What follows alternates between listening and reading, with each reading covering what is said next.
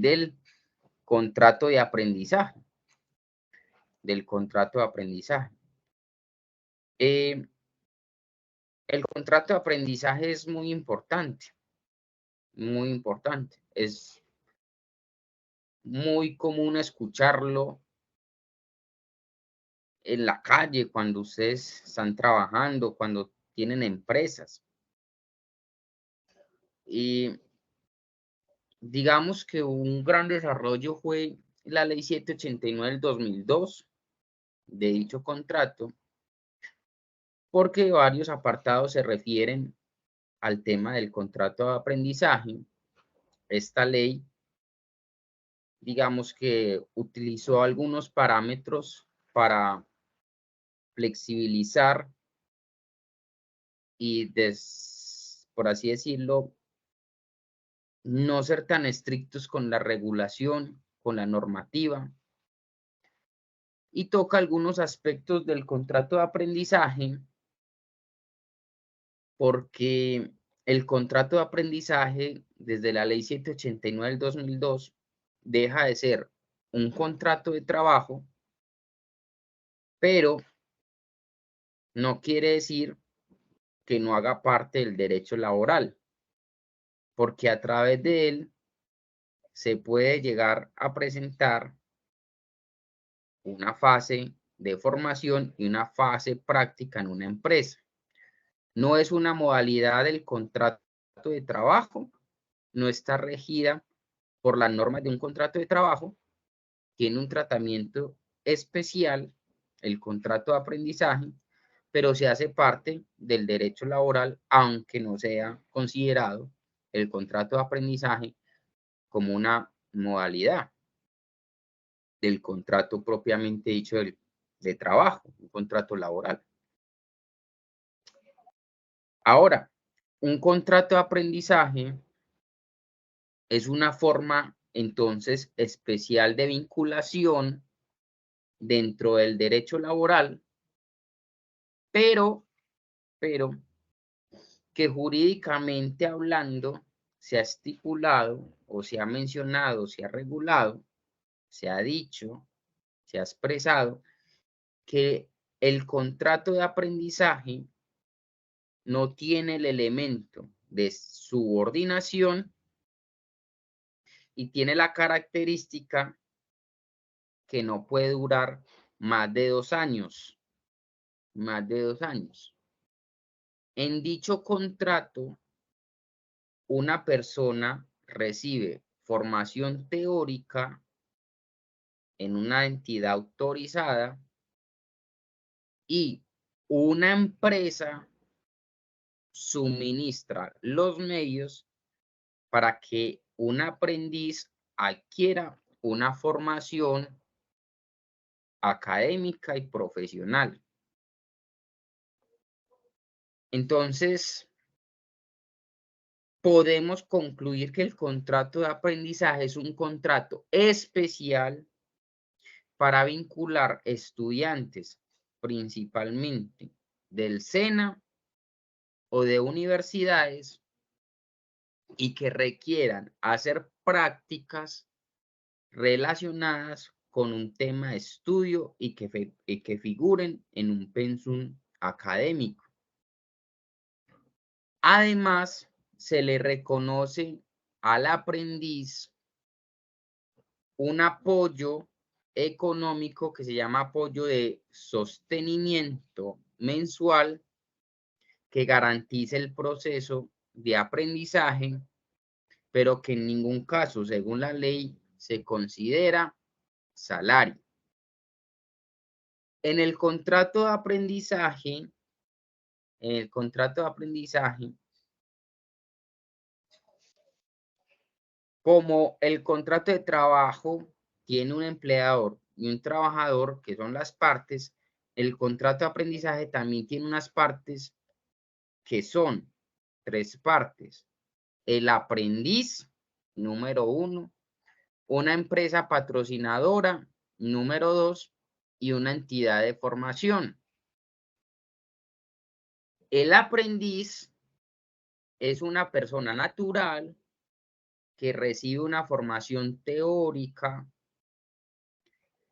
de el SENA o de una entidad que esté debidamente autorizada por el Estado y que luego va a desarrollar una etapa práctica en la empresa que lo patrocine.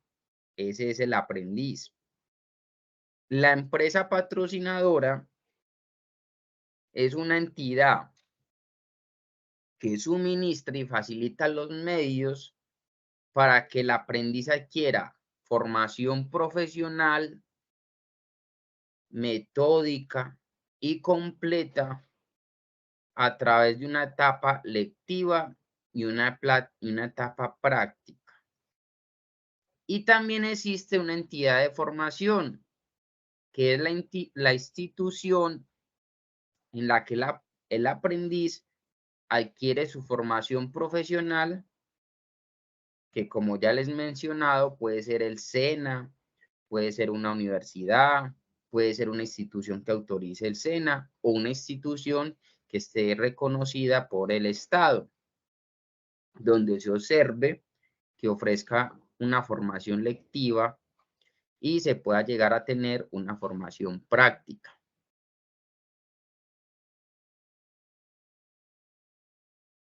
Se preguntarán, ¿quiénes pueden celebrar contrato de aprendizaje? En este sentido, se entiende que tienen capacidad todas las personas mayores de 14 años que hayan terminado sus estudios primarios o demuestren conocimientos equivalentes, por ejemplo, que sepan leer y escribir, pueden llegar a ser contratados como aprendices.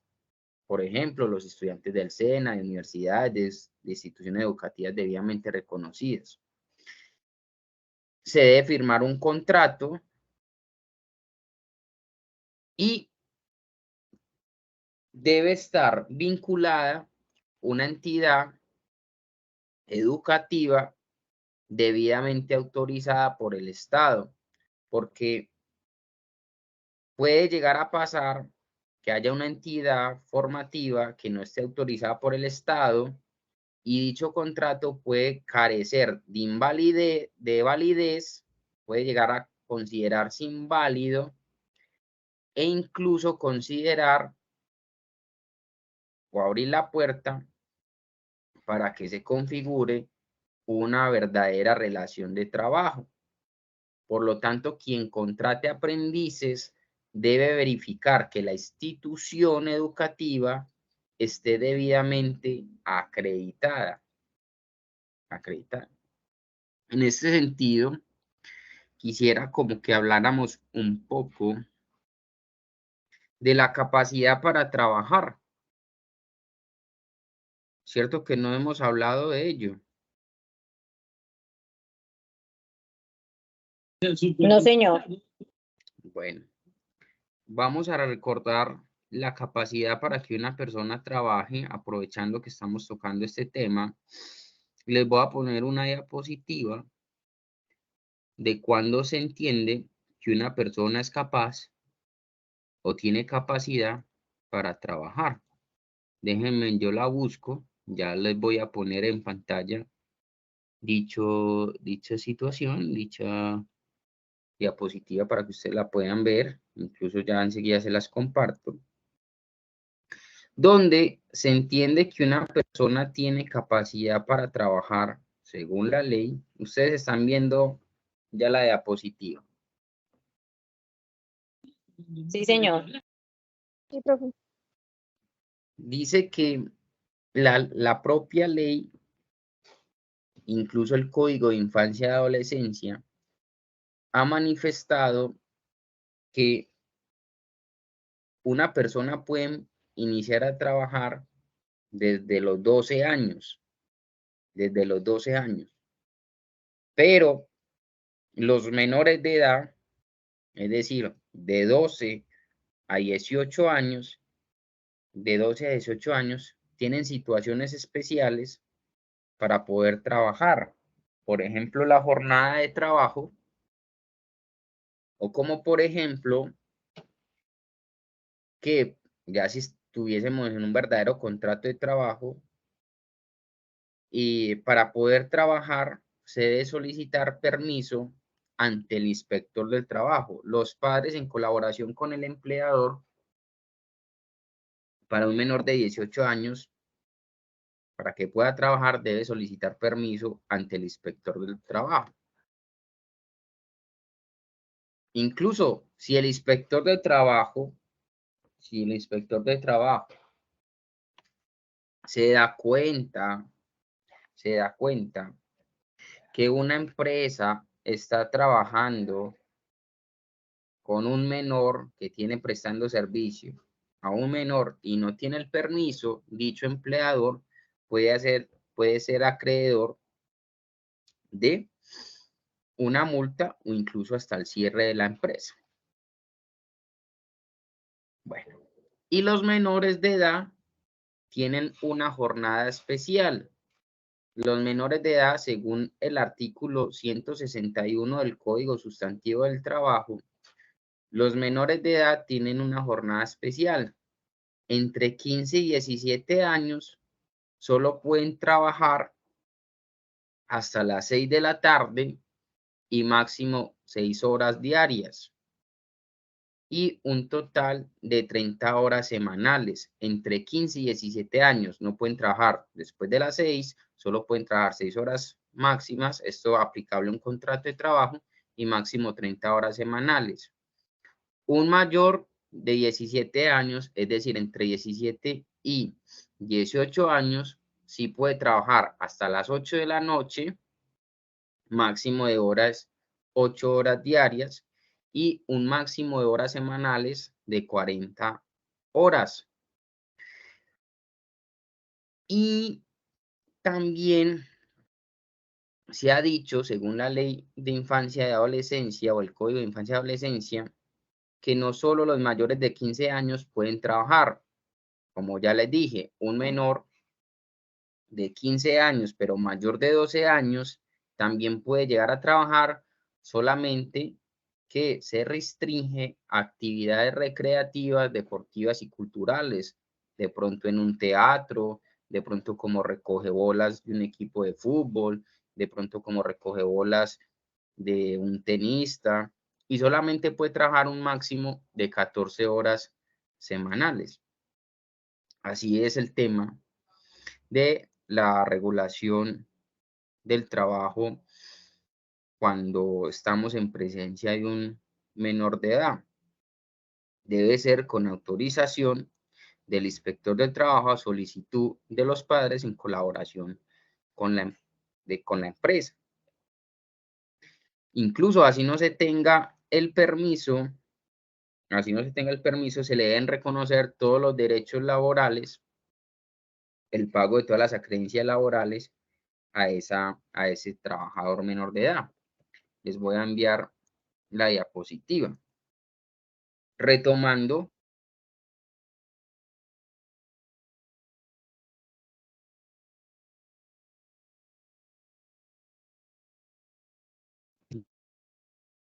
laboral, los menores de edad pueden trabajar, Les voy a enviar la diapositiva. Ya se las envié, ¿cierto? ¿Ahí les llegó o no?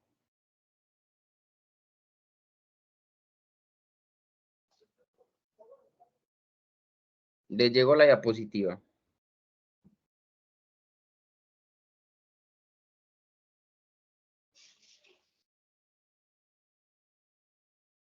Sí, señor. Bueno, muy bien. Entonces, en el contrato de aprendizaje, también los menores pueden trabajar, los mayores de 14 años pueden trabajar en un contrato de aprendizaje. Y cualquier empresa puede contratar aprendices.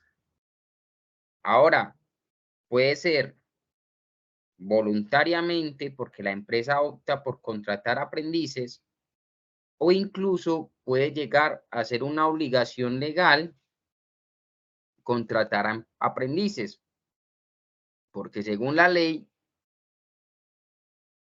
cualquier empresa privada que sea diferente a la construcción si cuenta con más de 15 trabajadores, debe contratar aprendices y dicha obligación surge desde el momento en que la empresa cumple con un mínimo de 15 empleados. Así lo dice, por ejemplo, el artículo 32 de la Ley 789 del 2002. Vamos a buscarlo. Ley 789 del 2002, que manifiesta dicha obligación. Artículo 32. Vamos a ponerlo.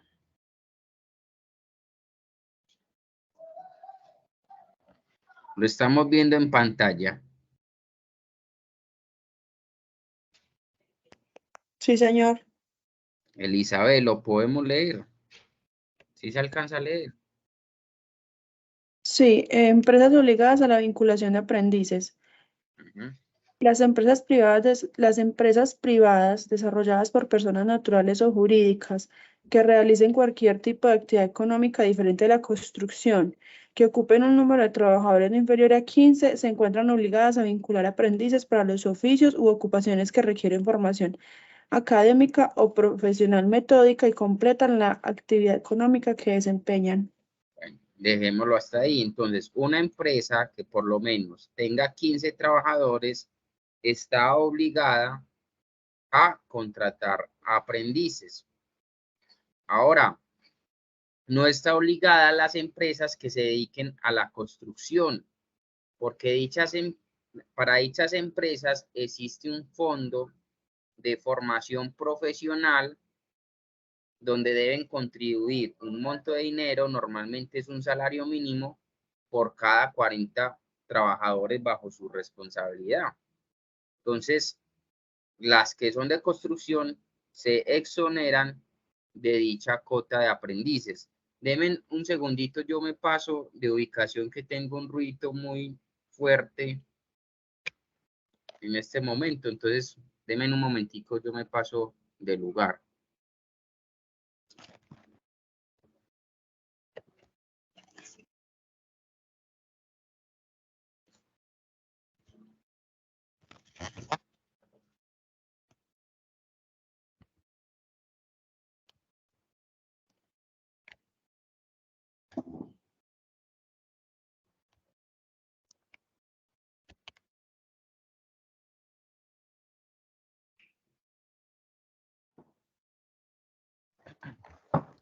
Bueno, muy bien.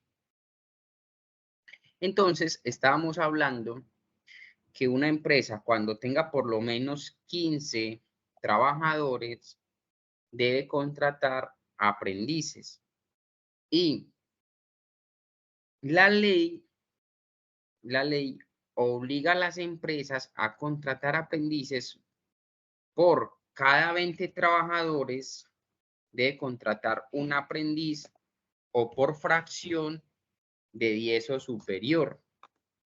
O por fracción de 10 o superior. ¿Cómo así? Les voy a poner un ejemplo. Déjenme un momentico, yo abro un documento.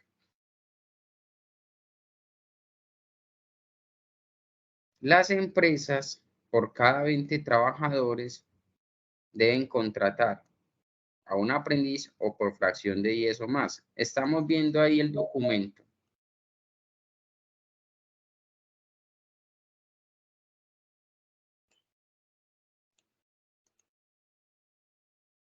Estamos viendo el documento.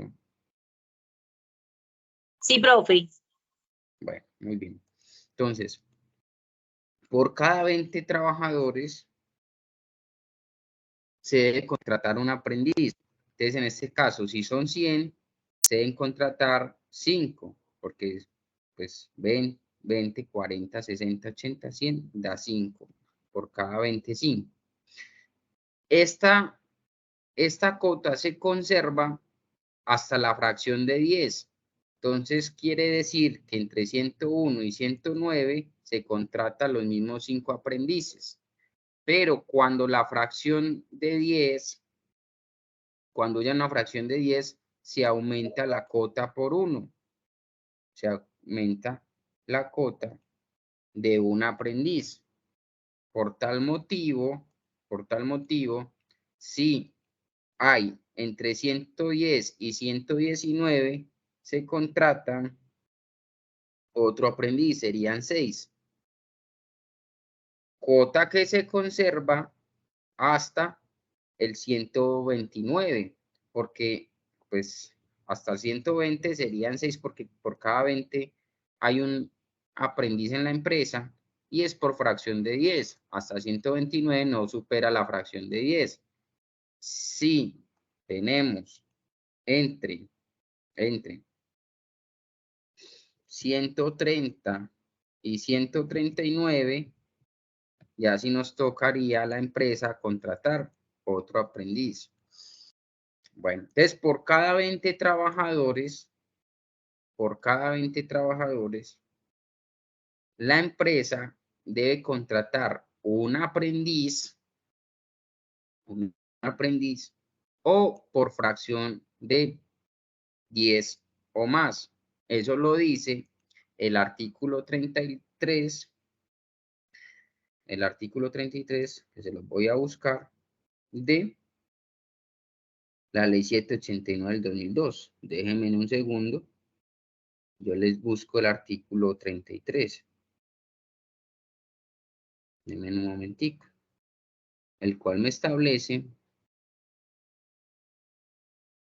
la determinación de la cuota de los aprendices. Lo estamos viendo en pantalla.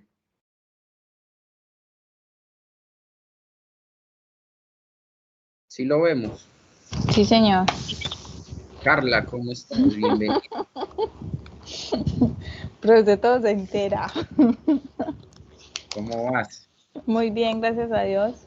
Me alegra mucho. Vamos a leer el artículo Trabajo. 33. Cuota de aprendices de las empresas. La determinación del número mínimo obligatorio de aprendices para cada empresa obligada la hará la Regional del Servicio Nacional de Aprendizaje, SENA, del domicilio principal de la empresa en razón de un aprendiz por cada 20 trabajadores y uno adicional por fracción de 10. Exacto. Por cada 20 se contrata uno. Y por si es fracción menos de 20. Uno, porque siempre y cuando la empresa tenga 15 aprendices, perdón, 5 trabajadores, debe contratar un aprendiz.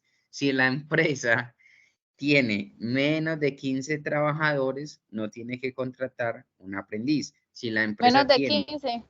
exacto. Si tiene 15 trabajadores o más, es una obligación legal contratar un aprendiz. O sea, de Y ya 15 en adelante. es correcto. Y ya la cota se empieza a determinar por fracción de 20 o fracción de 10. ¿Queda claro Profe, eso? sí, señor. Hola. Profe, ¿qué beneficios tiene la empresa si contrata un aprendiz en cuanto, por ejemplo, a la parte tributaria o impuestos o qué? Y bueno, esa parte realmente, Carla, no la manejo porque pues no soy especialista en tributario. De pronto, un abogado especialista en tributario puede llegar a pasar que exista una norma donde lo exonere de alguna tributación. La verdad no sé, no creo. De pronto un contador público nos puede resolver dicha pregunta, pero pues realmente no es tanto como el beneficio para el empleador. Por el contrario, es una obligación que se le impone a la empresa, es una obligación legal impuesta por el Estado a la empresa, y de pronto pues sí puede llegar a tener una utilidad, y es en el tema de que el trabajador pues va a prestar de cierta manera, pues el trabajador no, el aprendiz va a prestar de cierta manera un servicio, y dicho servicio pues puede llegar a ser utilizado de manera provechosa a favor de la entidad que lo esté patrocinando, en este caso sería la empresa. Ese sería como el principal beneficio. Pero a la hora de la verdad, antes es una obligación que se le genera a la empresa. Sí, señor. Bueno, y también, pues a partir de los 15 trabajadores, una empresa está obligada a contratar un aprendiz, pero existe la posibilidad que la empresa no quiera tener al aprendiz y la propia ley monetiza la cuota del aprendiz.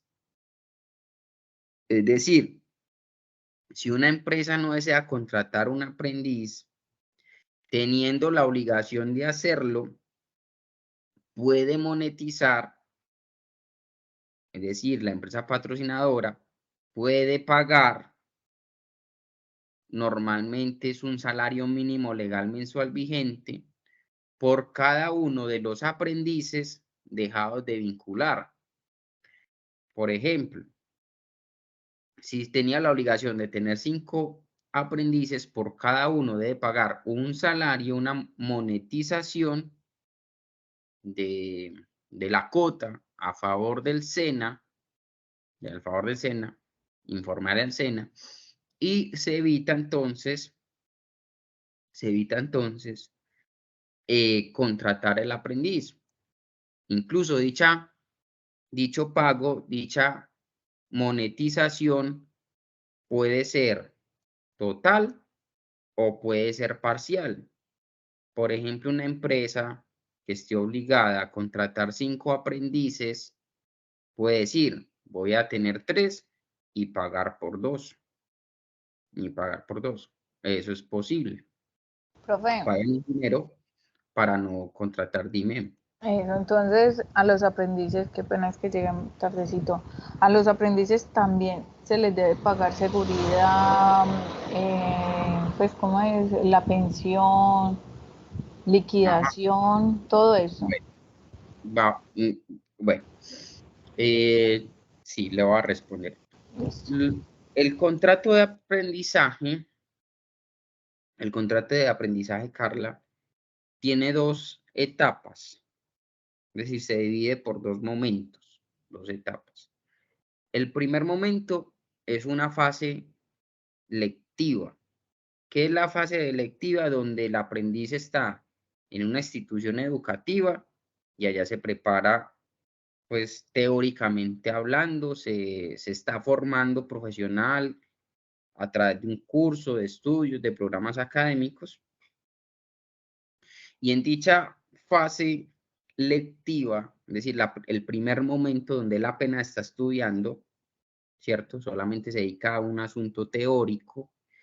En dicho momento, al aprendiz es obligatorio afiliarlo, según la ley, solo al subsistema de salud. No hay que pagar ni pensión, ni ARL, ni una caja de compensación familiar. Eso en la fase lectiva, cuando apenas están en el SENA o en una universidad. Pero también el contrato de aprendizaje tiene una fase práctica. ¿Cuál es la fase práctica? Cuando ya el aprendiz se va a una empresa que lo patrocina y empieza a desempeñar un oficio, una ocupación, ya tiene que ir a una empresa patrocinadora. Ya aquí no hay formación académica, ya no es un asunto teórico, sino que el aprendiz va a la empresa, adquiere experiencia, adquiere una formación, pero ya no teórica, sino práctica. En dicha fase, Carla, sí hay que afiliarlo a salud y a una ARL. No hay que cotizarle al subsistema pensional porque no es un contrato de trabajo. ¿Queda eso claro, Carla? Sí, señor. Muy bien. El contrato de aprendizaje. Profe, qué pena. Y Hágale. entonces liquidación. La liquidación tampoco. Liquidación tampoco se paga porque Cuando iniciamos, cuando estamos apenas iniciando a definir el contrato de aprendizaje, Ay, qué pena. no se preocupe, dijimos que el contrato de aprendizaje no es un contrato de trabajo. Al no ser un contrato de trabajo, es un contrato especial dentro del derecho laboral, pero no está regulado como una modalidad del contrato de trabajo.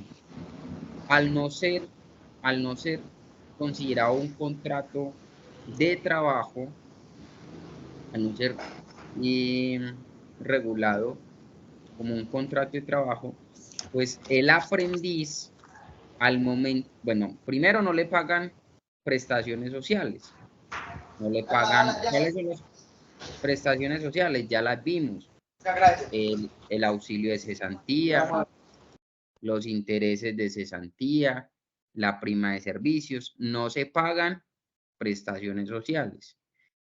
Y tampoco a la terminación del contrato, cuando expire el plazo pactado o por incumplimiento de una de las partes o por voluntad del aprendiz, a la terminación de dicho contrato, no se paga ninguna liquidación porque no se trata de una relación laboral y además el dinero que recibe el trabajador no constituye salario. Entonces, no es un contrato de trabajo, es un contrato de aprendizaje, es un contrato especial del derecho laboral, pero hay que dejar la claridad, digamos que es un aspecto muy importante, Carla, y me parece, Sí, profe. me parece muy válido, muy interesante, y es que no se pagan prestaciones sociales, por lo tanto, cuando se termine el contrato de aprendizaje, no se paga, por ejemplo, una indemnización, puede llegar a pasar, o una liquidación como tal, por regla general. Ya pues dependiendo de un asunto muy raro, muy extraño, una situación fáctica que de pronto llegue a ser analizada, pues ya puede llegar a causar algún derecho. Pero es claro que no se pagan prestaciones sociales porque no es un contrato de trabajo. Profe, ¿cuánto es lo máximo que puede durar esta clase de contrato? 2 años. Puede durar máximo 2 años. Es decir, que en la etapa lectiva y práctica, el máximo son 2 años. A ver, la entidad de formación y la empresa puede determinar el tiempo de duración en la fase lectiva y en la fase práctica. La fase lectiva es el conocimiento teórico y la fase práctica es ir a hacer la práctica, con experiencia. Ese tiempo se determina de acuerdo a las necesidades del aprendiz, de acuerdo a los requerimientos de una empresa, de acuerdo, por ejemplo, a los programas que se encuentren en el Ministerio de Educación, de acuerdo a los parámetros de lo que se esté estudiando, de dónde va a estudiar. Pero si existe un límite máximo, aunque las partes lo pueden definir, no pueden superar la barrera de 2 años. Es voluntario definirlo dependiendo de muchas cosas que pueden llegar a pasar, pero los 2 años es el tiempo máximo. Esos 2 años sí pueden llegar a ser continuos o discontinuos. No quiere decir que sean los 2 años seguidos, sino que también se puede dar por momentos. Una vez alcanzado ese máximo, no se puede firmar otro contrato de aprendizaje con la misma empresa, ni siquiera con una empresa distinta, a no ser, que pueda llegar a pasar que el mismo estudiante pueda llegar a estarse formando en una actividad distinta. Y ahí sí puede llegar a ser aprendiz de la actividad distinta. Por ejemplo, no sé, pues aquí para hacerlo muy sencillo, contratamos mediante un contrato de aprendiz a un abogado. Cuando llegue la barrera de los 2 años, yo no puedo volver a contratar al futuro abogado mediante contrato de aprendiz. Pero resulta que al mismo tiempo ese estudiante de derecho también estudia para ser contador público. Y ya el ejercicio de contador público, que es una actividad diferente, ese sí, a consideración, postura personal, considero que sí se puede realizar otro contrato de aprendiz, pero por contador público. Por la misma actividad, por el mismo estudio, tiene un tiempo máximo de 2 años. Eso lo dice el artículo 30. Vamos, espérenme, yo lo busco. Profe, qué pena. ¿Me puede volver a explicar lo de lo que acaba de decir de que sí se puede hacer un contrato? O sea, dependiendo del tiempo o cómo fue, qué pena, me perdí. No, esperen un momentico. Deme un segundito. Ya voy, Claudia, espérenme un segundito que les voy a poner la ley. ¿Qué es lo que pasa? El tiempo es máximo 2 años. Ahora, yo dije que no se puede, después de los 2 años, realizar un nuevo contrato de aprendizaje, porque el tiempo límite son 2 años. Ahora les puse un caso donde yo considero que sí se puede utilizar. Por ejemplo, una persona que estudie derecho, que tenga una formación teórica, puede llegar a hacer la práctica en una empresa patrocinadora como abogado. Entonces, por ese contrato de aprendizaje a los 2 años se acaba. Yo no puedo volver a contratar al abogado mediante contrato de aprendizaje o al futuro abogado. Pero caso muy distinto es que también esté estudiando al mismo tiempo para ser contador público y necesita tener una fase lectiva y una fase práctica, pero ya no como abogado, sino como contador público. Ahí considero que sí se puede realizar un nuevo contrato de aprendiz. Ahora, por cada actividad, como separada, se puede. La actividad propia, de manera autónoma e independiente, por ejemplo, solo limitarnos al estudio de derecho, al estudio para ser abogado, después de los 2 años, la empresa no puede decir, voy a volverlo a contratar mediante contrato de aprendiz. Ya no se puede porque es el tiempo límite. ¿Queda eso claro, Elizabeth? Profe, sí, pero usted dice que está estudiando al mismo tiempo, pero entonces en el caso de que yo estudié hace, no sé, 6 años una tecnología, hice mis prácticas y ahora voy a volver a estudiar algo totalmente diferente, ¿puedo volver a hacer práctica? Puede volver a ser contratada mediante contrato de aprendiz, sí, claro. Incluso antes ya ha pasado mucho tiempo. Antes es más válido para que el empleador no pueda decir o para que no se utilice eso de manera fraudulenta solamente para evitar un verdadero contrato de trabajo. Pues si vos a los 6 años empiezas a estudiar otra cosa diferente y te van a contratar para tener una fase práctica en una empresa, pues es totalmente válido para la actividad que estás estudiando, que ya es diferente a lo que pasó hace 6 años. ¿Queda eso claro, Elizabeth? Ah, sí, señor, muchas gracias. Y voy con Claudia. No, profe, eso era lo que le iba a decir, que incluso es muy sencillo como en el SENA, ¿cierto? Por ejemplo, yo hice una técnica en nómina y prestaciones sociales, ¿cierto? Y firmé un contrato de aprendizaje por esa técnica. Y luego hice una tecnología en gestión de logística y también me hice un contrato por eso. Es una actividad totalmente diferente y no aplica y ya había pasado pues como el tiempo. Entonces el SENA Exacto. también se aplica y no si así, pues así no lo acompañan a uno en el proceso de etapa lectiva, sino también solamente en la productiva. Muy bien, porque lo que está mal hecho es que, por ejemplo, a Claudia le sigan contratando mediante contrato de aprendizaje después de los 2 años, le sigan contratando, por ejemplo, en el primer estudio que tuvo, porque ya ahí lo que haría el empleador es utilizar el contrato de aprendizaje a su amaño, a su arbitrio, a su conveniencia, para no contratar laboralmente a Claudia, porque ya laboralmente a Claudia, pues sí hay que pagar prestaciones sociales, hay que pagar la cotización a pensión. Entonces, esa es como la diferencia. ¿Queda entendido eso? Sí, señor. Bueno, muy bien. El aprendiz también recibe,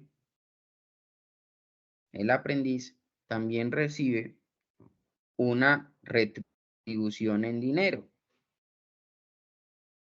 Una retribución en dinero. El aprendiz recibe una retribución mensual, pero se denomina apoyo de sostenimiento y por propia disposición legal no constituye salario, porque el único fin de dicha retribución es garantizar el proceso de aprendizaje. Y esa retribución en dinero, la propia ley deja claro que no es salario y no puede ser regulada en convenios, en pactos colectivos, negociaciones colectivas. La propia ley dice, se llama retribución mensual, apoyo de sostenimiento, no es salario. Y se paga esa compensación económica por parte de la empresa que patrocina al aprendiz. Dicha contribución depende de la fase donde esté el aprendiz, si es fase lectiva, formativa o si es fase práctica. Cuando está en fase lectiva, se paga el 50% del salario mínimo. Y cuando es fase práctica, se pagará el 75% del salario mínimo. Incluso si el aprendiz es un estudiante universitario, el apoyo no puede ser inferior al mínimo. O también se tiene en cuenta la tasa de desempleo.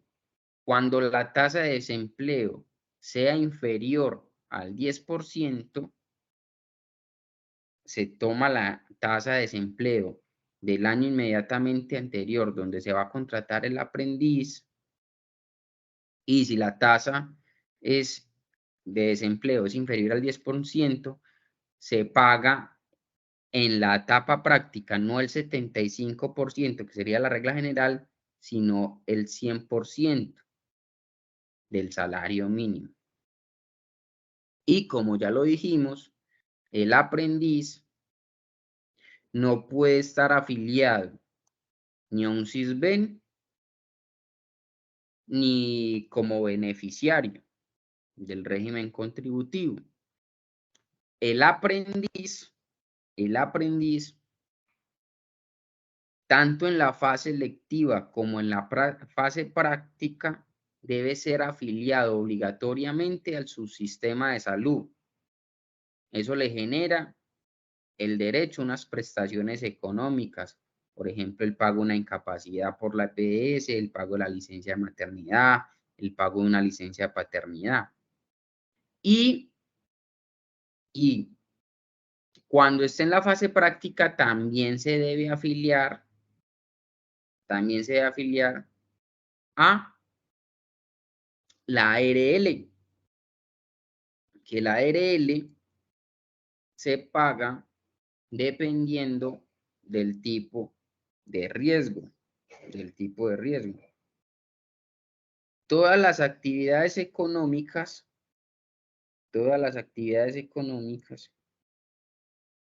tienen una clasificación del riesgo ocupacional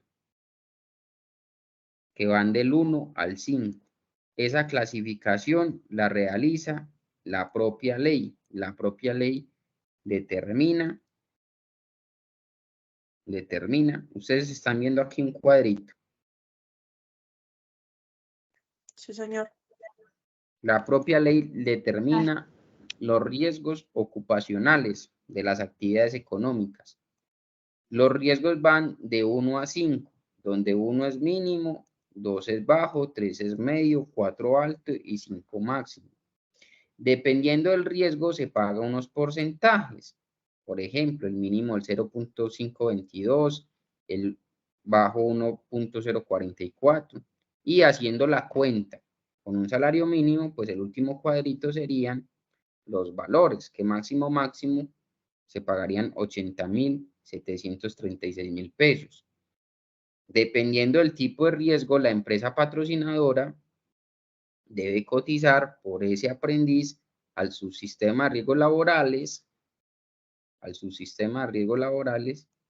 para que el aprendiz lo protejan de una posible enfermedad o de un posible accidente de trabajo.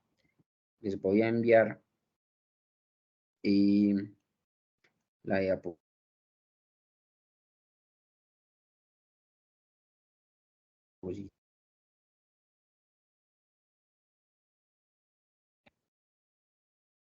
¿Alguna pregunta sobre el contrato de aprendizaje? No, profe, yo tengo muchos, pero yo estoy en este momento en horario laboral, pero después de la grabación yo sí se las hago. Entonces, voy a acabar el tema ahí y les voy a entonces a subir el video de la clase de hoy del contrato de aprendizaje, y el lunes entonces resuelvo preguntas y ya el lunes damos el último tema ya para hacer examen martes y miércoles y acabamos el curso. ¿Listo? Profe, o sea que hasta el lunes tenemos clases. Hasta el lunes hay clase. Ya quien quiera hacer examen martes o lo puede hacer el miércoles, ya ustedes si quieren me escriben al interno y me dicen cuándo desean hacer el examen. Profe, para mí es el martes. Listo, no hay problema, yo lo hago el martes a usted. No, profe, muchísimas gracias. Listo. Entonces, Profe, yo podría el miércoles que usted tiene disponibilidad en la tarde porque yo estoy estudiando ya en la noche. sí, no, yo lo dije mal, dije lunes y martes. No, el lunes hay clase, sería la última clase. Martes y miércoles. Eso, sí, lunes sería la última clase. Y martes y miércoles hago el último examen ya para aprobar el curso o no aprobar. Ya pues yo les digo a cada uno en su respectivo examen si aprobó o no aprobó. ¿Listo? Entonces los que quieran me pueden escribir y les hago examen el martes, y los que quieran pueden hacerlo el miércoles. Ya los que decían hacer el examen el martes no se conectan el miércoles. Y al revés, los que decían el miércoles pues no se conectan el martes. Solamente nos vemos el lunes. ¿Queda claro eso? Sí, señor. Muy bien. ¿Alguna pregunta, alguna duda?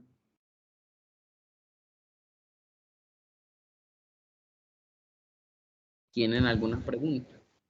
No, profe, muchas gracias. Entonces nos vemos el lunes. Chao, profe, gracias. Chao, que estén bien. Hasta luego, profe. Chao, que estén bien. Está bien. Chao. Gracias, profe. Chao. Chao, Claudia, que estés bien. Hasta luego.